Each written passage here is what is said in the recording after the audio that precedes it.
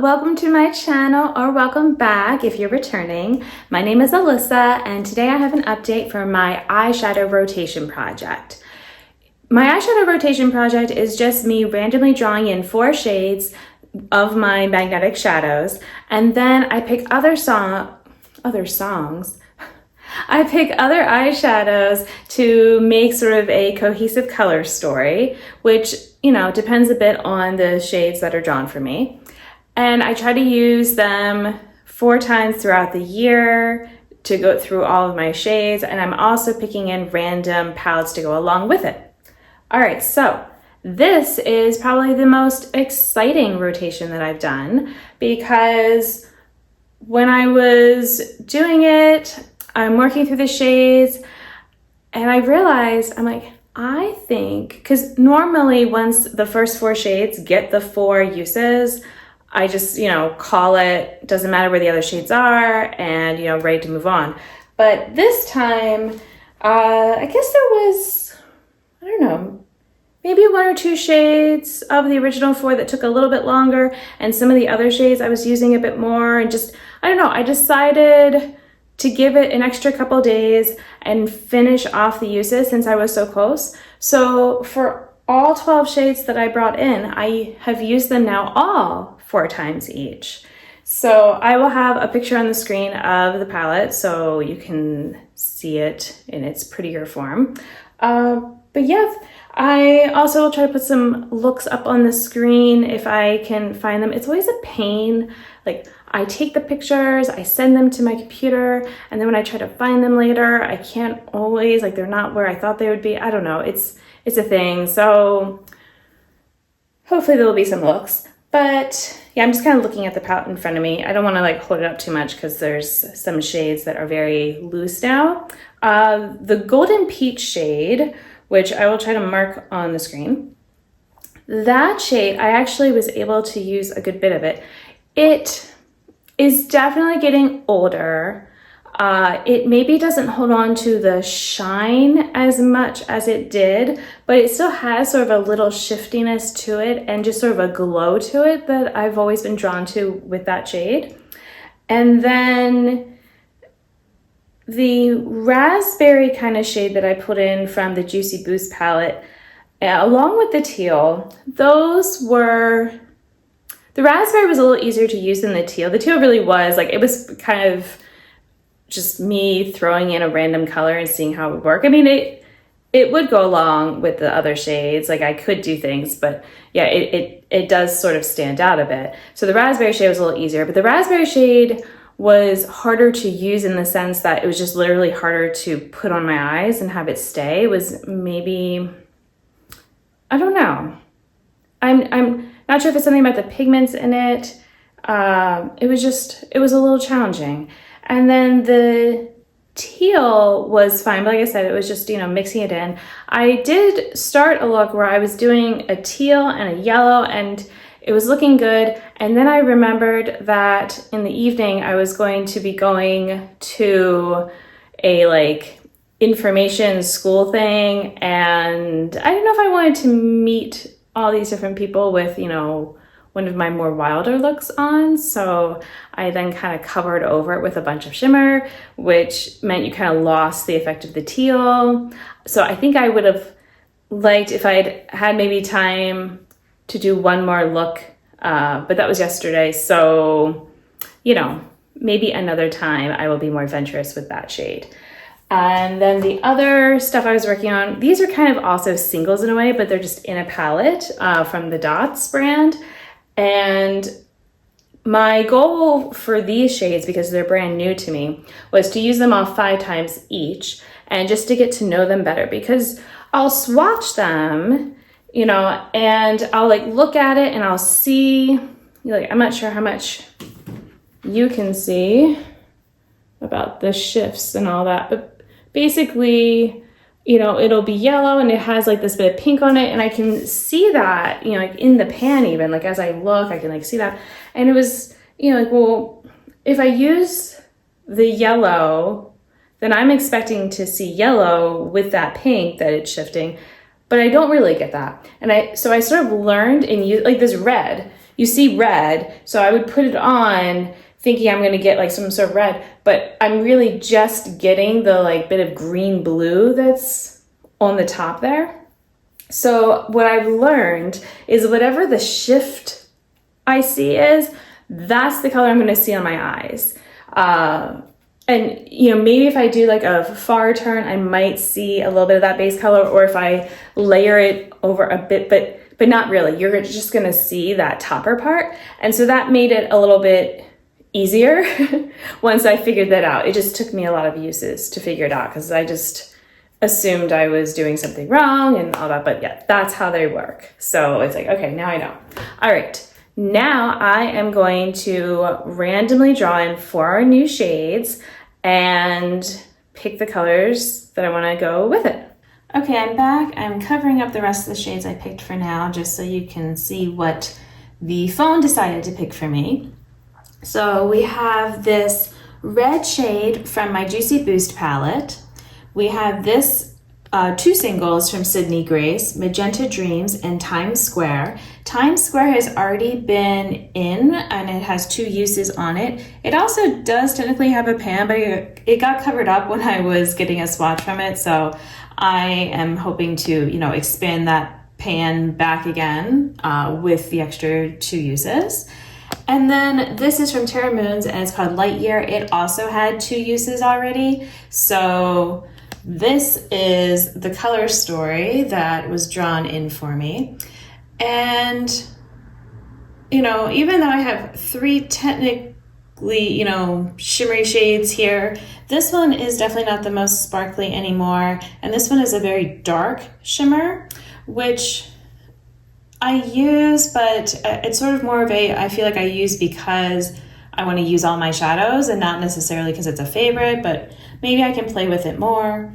But this shade, I love Light Year, and you can see it has a nice pan on it, even though it is probably the newest of the shades that I have here.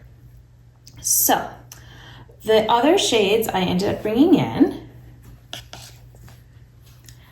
I first thought of this shade from Sydney Grace, and I was trying to decide, you know, and I think actually, even though I was thinking of it for the purple, which it could, I might end up using it more for the red, but let me go ahead and swatch these just so you can kind of see what we're working with. And it's gonna look a little bit funny because I have like these 4, and then, yeah, the color story is sort of not necessarily in order by rows, but some of it is. So, all right.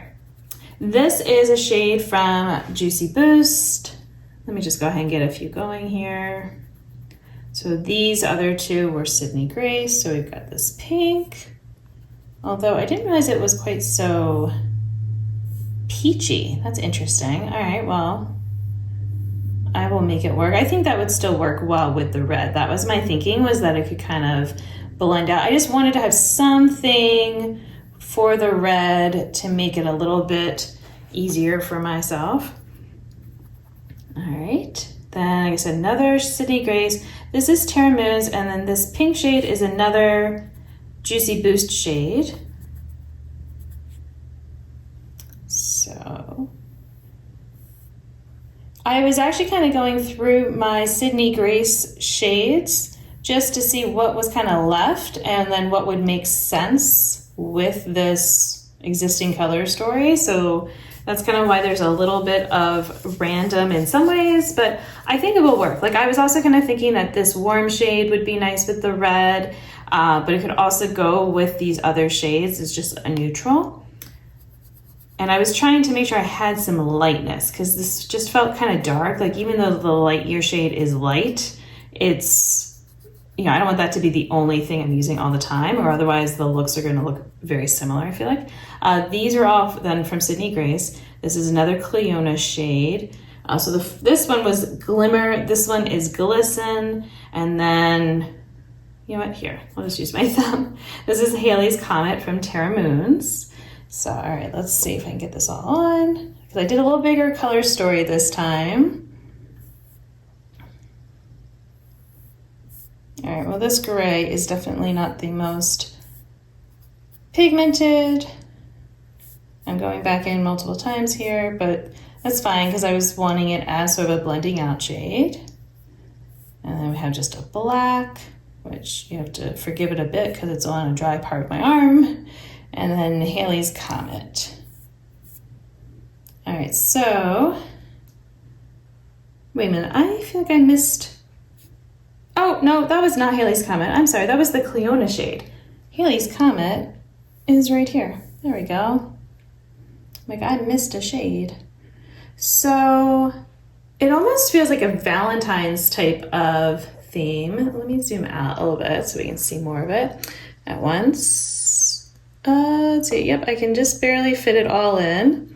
But yeah, with the red and the pinks and then like the blacks and grays, like I feel like this second part of winter that the red, black, gray type of theme was all over the place. So I guess I am going to go back to that and make some looks this way. So then you might be thinking, all right, well, what eyeshadow palette am I going to pair with this color story? You know, what do I still kind of think is maybe not missing, but just could add to this? And, you know, I did kind of pick a lot of mattes, you know, and then, like I said, some of these are more satin shades. So I decided to bring in this palette. I've actually been thinking about this palette and when I was going to be using it, because to me it often kind of feels like a fall palette or something like that. But I think this would be great because like with this red, I could kind of even pair it with this shiny red in here, or I was thinking some of these coppery tones would be good. I guess even the yellow gold. And then the pinks, I do have some pinks and purples and stuff here. You know, I felt like, you know, with the cool tone mattes, I have only just the one cool tone in here. And so, you know, I could kind of use these along with these. You know, some of them might be kind of similar, so we'll see. But remember, I'm trying to use these 4 shades 4 times each. And if I can get the other ones done as well, these 3 shades are not going to be part of my count just because they've already been used there 4 times. And so they're just in here to round out the color story. So, you know, there's no big deal with that. And then the palette, I don't have to use all the shades. I just want to use the palette 5 times. So this is what we are going to have for rotation 6. I don't know if it will be rotation 7. I don't know if it will be as successful as rotation 6 with getting so many different things rolled out, but you know, hopefully. Something else that was kind of fun for me when I was making up, you know, the colors and all that, like picking the color story, I was finding it really hard to know which shades I had already used for my Sydney Grace. So I'm like going through. So what I ended up doing was making a little chart for myself. And this way, as I finish the shades, I can just mark them off. So I'm not having to seek it out as much because some of them are very similar. And it's like, for instance, Light Year, I knew I had in this project and I just had to double check that it was, you know, 2 uses already. So it's like, okay, fine, you know, but for these, sometimes, you know, it's like, oh, well, it was that slightly lighter brown versus the darker brown. Like, I don't remember which one. And so here we go. And so, like I said, I was picking some different ones that were like some of these empty spots that hadn't been used at all yet. But I definitely finished, the check marks are all the ones that are finished. I definitely finished, you know, a good bit of these singles. And so that's great because that's a large portion of my single collection.